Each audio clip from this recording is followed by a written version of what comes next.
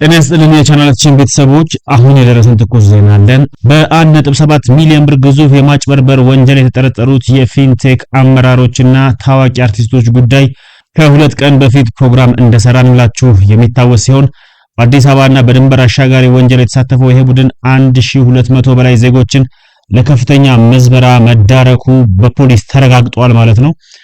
የኢትዮጵያ ፌደራል ፖሊስ ባደረገው ጥልቅ ምርመራ ፊንቴክ ኢንቨስትመንትስ በተባለ ድርጅት ስም የተጻፈውና ሀገሪቱን ያነጋገረውን የ1.7 ሚሊዮን ብር የማጭበርበር ወንጀል አጠናቆ ለአቃቤ ሕግ መላኩን አስታውቋል። የድርጅቱ መስራችና ባለቤት የሆኑት ዳንኤል ዮሐንስና ግርማይ ገብረ ሚካኤል የተባሉ ግለሰቦች በ19 የተለያዩ የወንጀል አይነቶች ክስ ተመስርቶባቸዋል። ዳንኤል ዮሐንስ በአሁኑ ወቅት በማረሚያ ቤት ሆኖ ጉዳዩን እየተከታተለ የሚገኝ ሲሆን ግርማይ ገብረ ሚካኤል ግለሰቡ ከዚህ ቀደም በ2010 የደቡብ አፍሪካ የዓለም ዋንጫ ወቅት አስካሉካን በተባለ ድርጅት ተመሳሳይ ወንጀል ፈጽሞ በኢንተርፖል ተይዞ የነበረ ቢሆንም አሁን ላይ ዳግም ተሰውሮ ፍለጋ እየተደረገበት ይገኛል። ተጠርጣሪዎች ተጎጂዎችን በ90 ቀናት ውስጥ የኤሌክትሪክ መኪና ባለቤት እናደርጋቸዋለን በማለት እስከ 1.36 ሚሊዮን ብር ቅድመ ክፍያ ለታክስ በሚል ተቀብለዋል። ከቻይናው BYD ኩባንያ ጋር ምንም አይነት ውል ሳይኖራቸው በውሸት ሰነድ ህዝቡን ሲያታልሉ ቆይተዋል ነው የሚለው የጉርሻ መረጃ። በመስቀል አደባባይ የታዩት መኪናዎች ከተለያዩ ቦታዎች በትውስት የመጡ እንጂ የድርጅቱን እንዳልሆኑ ፖሊስ አረጋግጫለሁ ብሏል።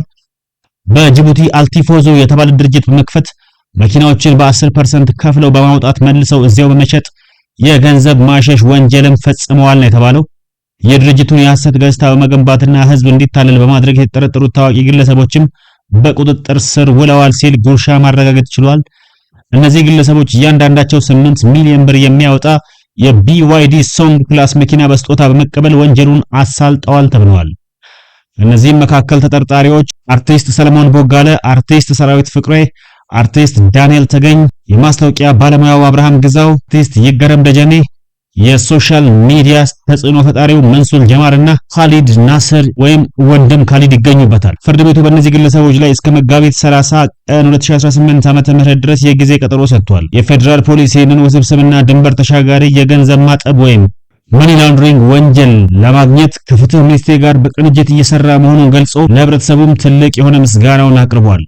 አድማጮቻችን እንደዚህ አይነት ትኩስ መረጃዎች በየጊዜው እንዲደርሷችሁ አና ሚዲያን ሰብስክራይብ ያድርጉ፣ የደወል ምልክቷንም ይጫኑ። ለትክክለኛና እውነተኛ መረጃ አና ሚዲያን ምርጫው ያድርጉ። መልካም ቀን በያላችሁበት። ምን አዲስ ከአና ሚዲያ ሰብስክራይብ በማድረግ ታማኝ የመረጃ ምንጭ ያድርጉ።